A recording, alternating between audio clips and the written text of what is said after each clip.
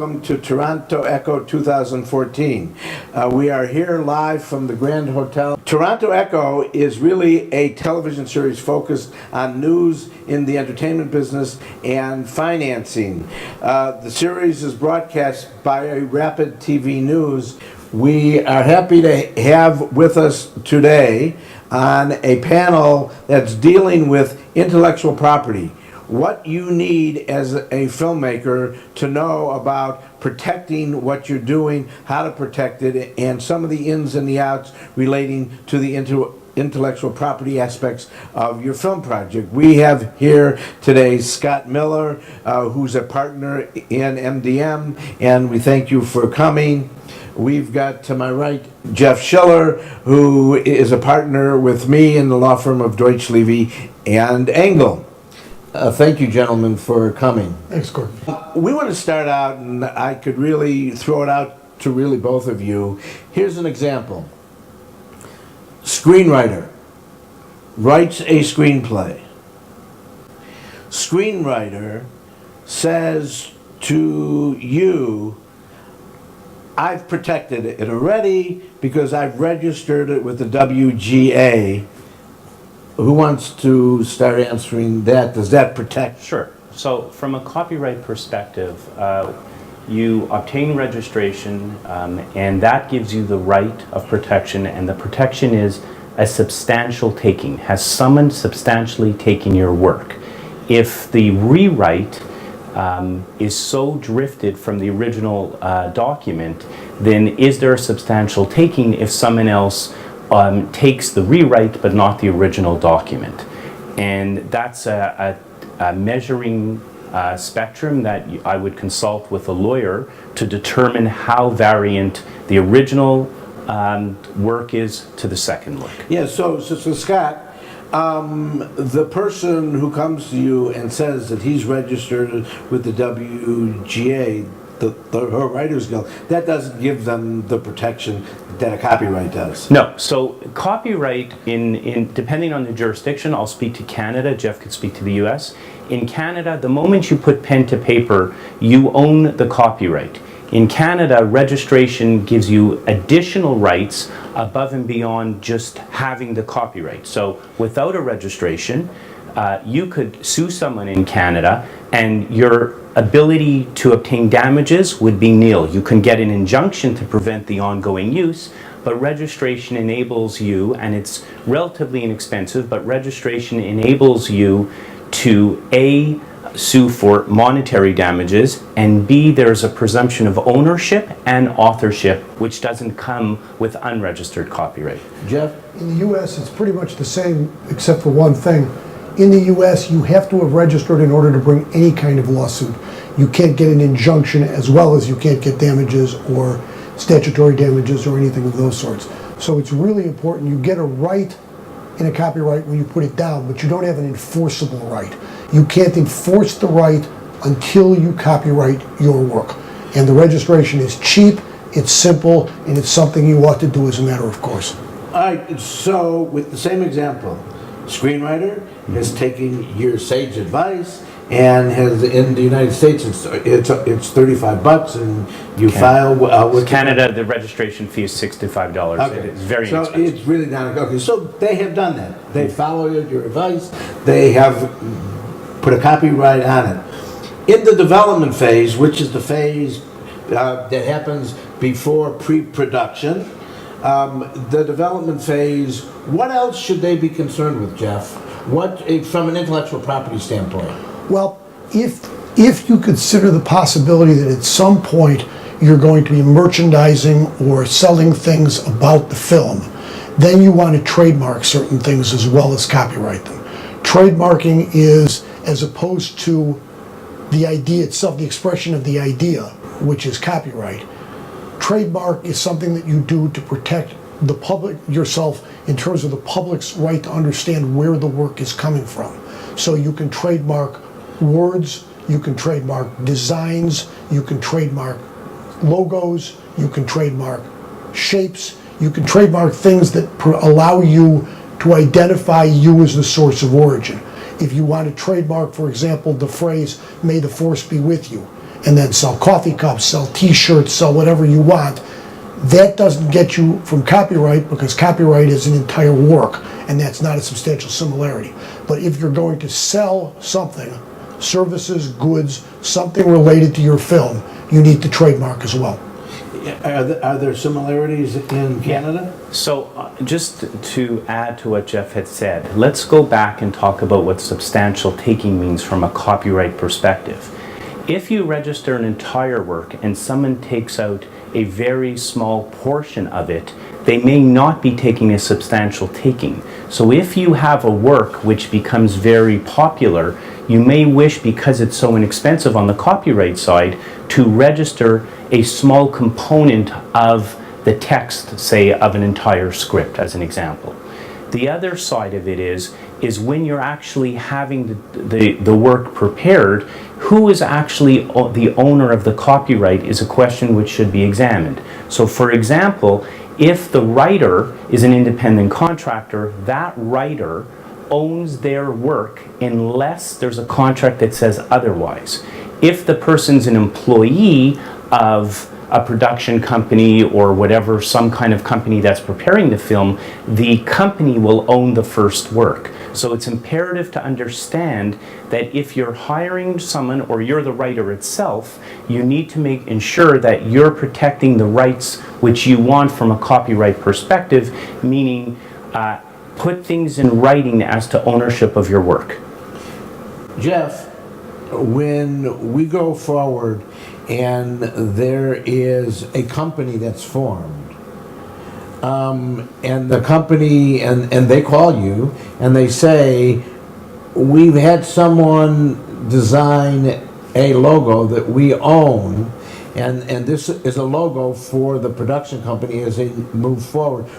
What advice might you give to that person? Well, you want to do several things. The logo, again, you're probably going to want to trademark, because if you're going to use a logo, logos are used with the intent to sell something in the future. Otherwise, there's no purpose to having the logo.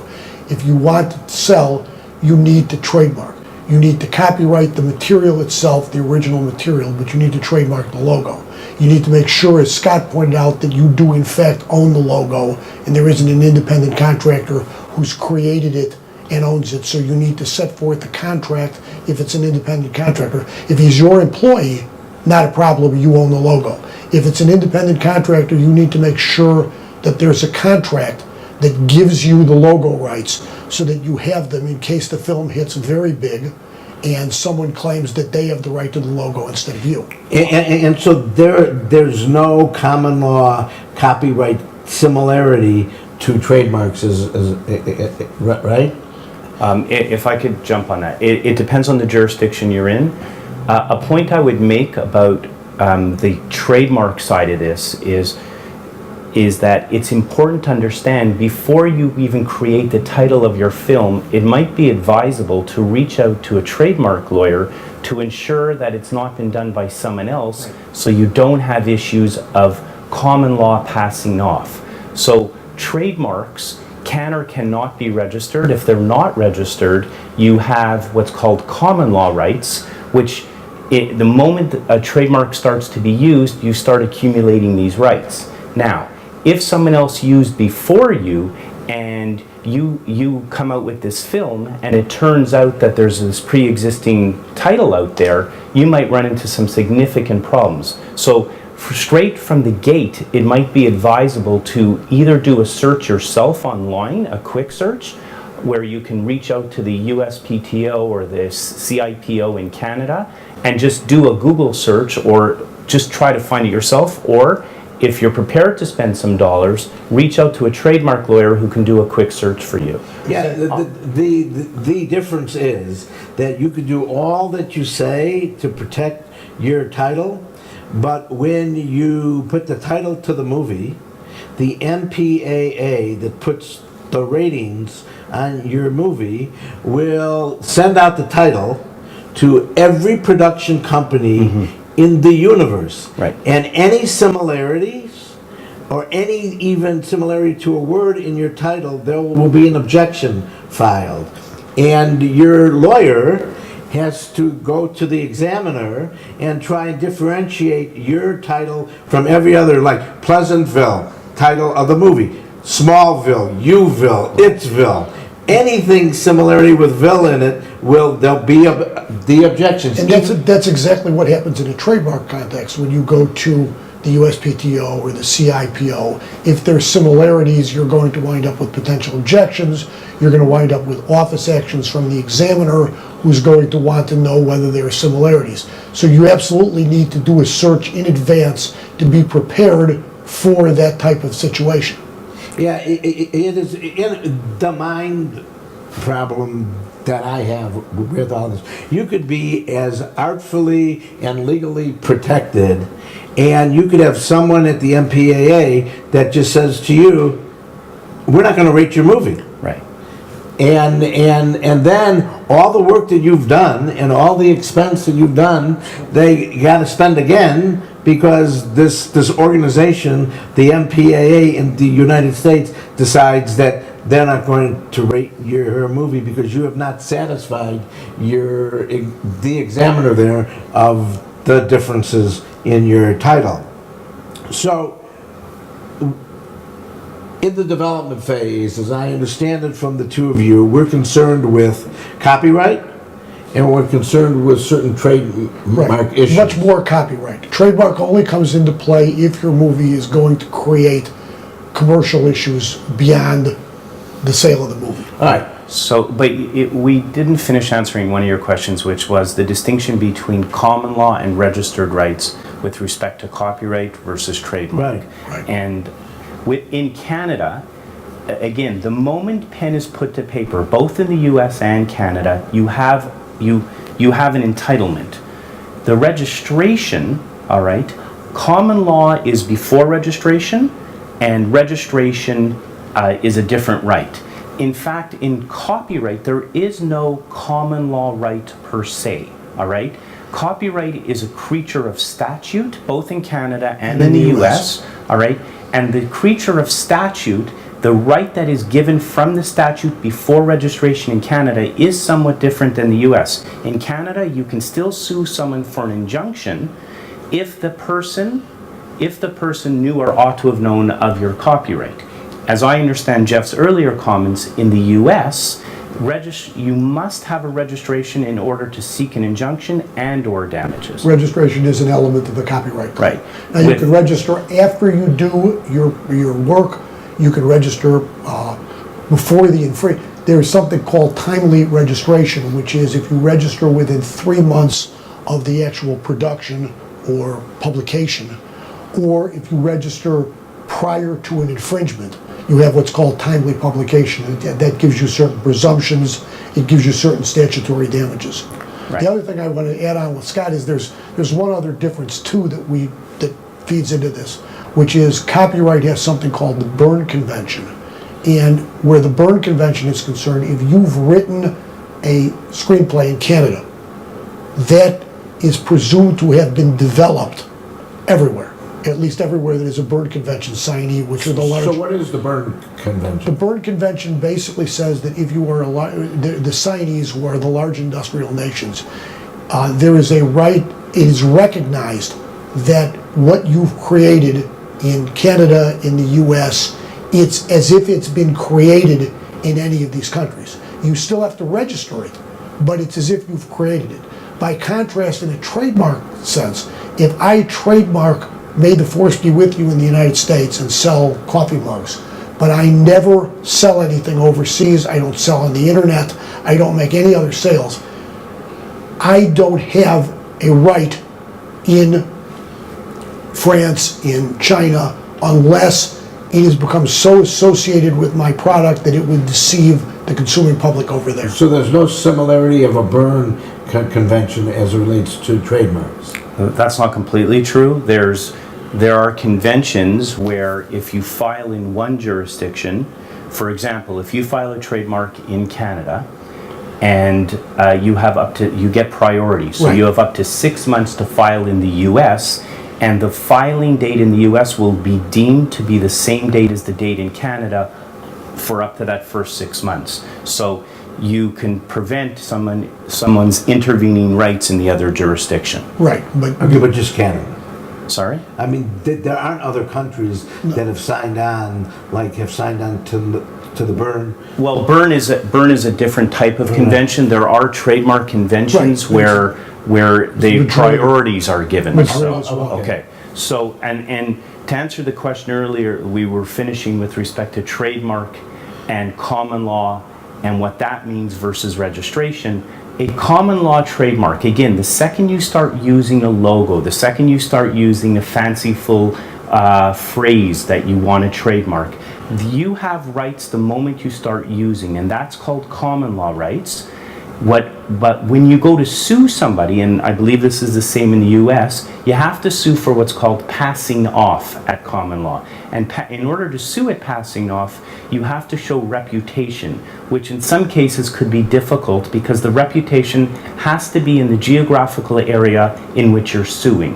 Whereas with a registration, when you get a trademark registration, you're deemed to have used that registration throughout the country, so the reputation question becomes much easier, and you do not sue for passing off, you sue for what's known as trademark infringement, and the tests are much easier met for trademark infringement as opposed to passing off. that's absolutely the same in the US with only one caveat, and that is, in the US, you may wind up suing for both.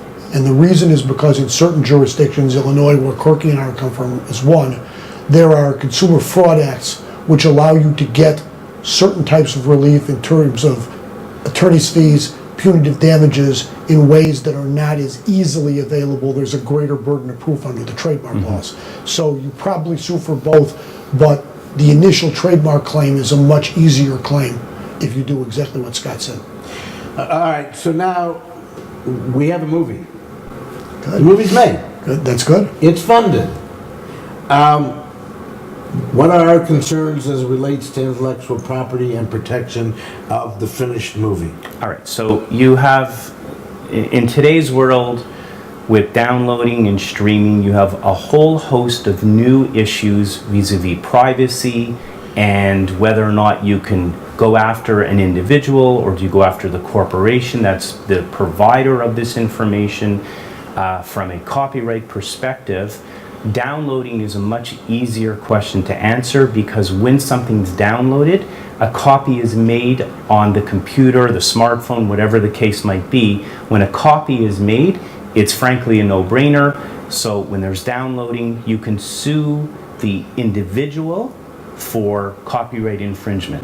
With respect to streaming, it's a whole different game. The tests in the US and Canada are somewhat different because when you stream, you don't actually make a copy as an individual.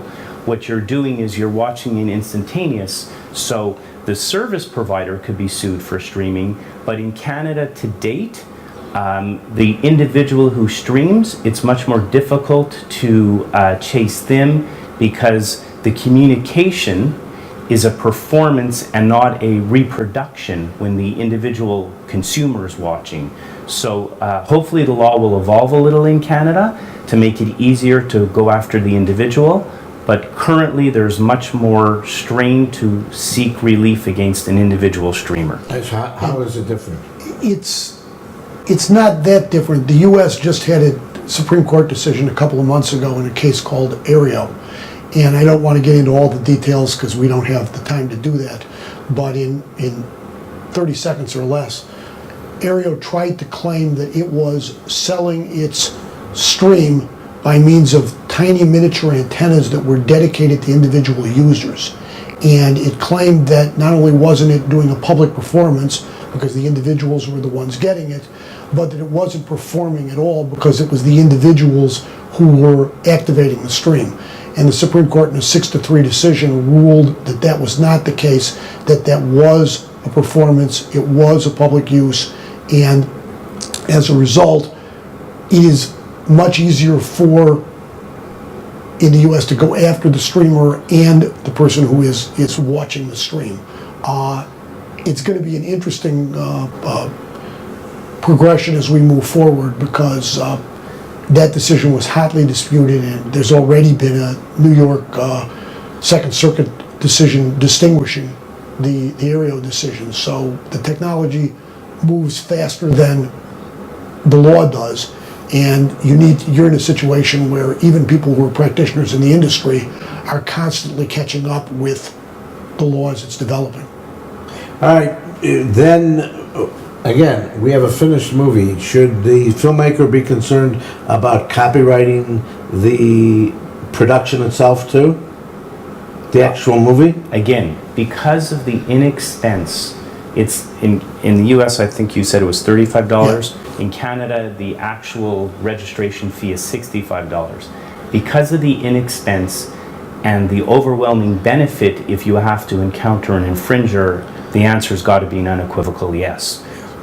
If we can just go back to some of the comments Jeff made when we were talking about, from a streaming perspective or a downloading perspective, as the owner of the right, can I get to the individual? I can speak to the Canadian experience. This, in 2014, the law has dramatically jumped forward in favor of the owner in the sense of, up until this decision called Voltage in Canada, it was extremely difficult to get any information about an individual downloader or an individual streamer in the sense of the service provider, the ISP, not divulging, and under our privacy laws, not being entitled to divulge information. But our federal court has now ruled that if someone has a bona fide claim and has intention to pursue the right, the individual's email address and their phone number won't be revealed by the ISP, but with a court-approved letter, the individual's address will be forced to be provided from the ISP provider to the right holder, which will enable them as a deterrent to go after those people that, for lack of a better word, illegally download or stream. We don't have a Voltage case, we don't have a settled law, but there was a case in the DC District Court less than a month ago holding the same thing, and even going beyond that and saying that under certain circumstances you may even be able to get the individual's email address and phone number, which is something you can't get, as I understand it, Scott, at this point in Canada. Correct. Now that's a DC District Court decision. It doesn't have precedential value, but the DC District Court is generally one which is pretty respected throughout the country, and that may be the evolving law as it exists in the US. The most common area of litigation as relates to copyright infringement has to do with music and songs. Correct. Can we speak about that? Sure. So from a song perspective, one of the things that people should know is that we should talk about the exceptions to copyright infringement, because people preview songs online all the time, as an example. And that falls under a category called fair dealing, which entitles the service provider, the provider, and the recipient of the information under fair dealing to sample some of the music. So that falls under a category called research. And the research can also be for consumer research, which makes it legal to sample a short portion of a song. Other examples of fair dealing are if you want to criticize a song, if you want to criticize a movie, if you want to make a satire, things of that nature there's entitlement. But again, from a copyright infringement perspective, if a song is registered and the song is downloaded or illegally streamed, there are rights, and because the cost is so inexpensive, I'm sure Jeff will reiterate this as well, there's no reason not to register copyright and protect the work. Absolutely. Do you copyright the soundtrack and all the songs under one copyright, or is it smart to take out certain songs and individually copyright them also? All right, well, here, the simple answer is substantial taking. So I'll speak to the Canadian experience, and then Jeff can speak to the American one. But from a Canadian experience, if you think that one song is much more prevalent on an album than another, then register that particular song. If the soundtrack has 10 tracks, then 10 times 65 is $650. It pays to register each song as on their own, and you can also do the compilation because it's only $65, but I would highly recommend doing the entire album song by song. Right, I absolutely agree, because the individual album, song by song, those are original works. The album becomes what's called a derivative work, and there are some issues there which may not exist at the individual level. So you absolutely want to do each song and then try to copyright the entire album as well. The final question is a question about fair use, and it's thrown around all the time, and I've always felt that the issues relating to fair use are so fact-specific for each case. There's not a general a situation where you can say this does not violate or this is fair under fair use. I'm going to start with Jeff. How do you advise a client as it relates to fair use, as it relates to film? Take a look at Forrest Gump. They took out all these segments from various sources. Did they have to get the consent? Is that fair use? No, fair use is not consent. Fair use is a situation where you are, as Scott put it earlier, you're doing something which is non-commercial. You're criticizing, you're parodying, you're doing research, you're doing news reporting, you're doing educational things. Those are things, fair dealing, I think it's called in Canada, fair use it's called in the United States.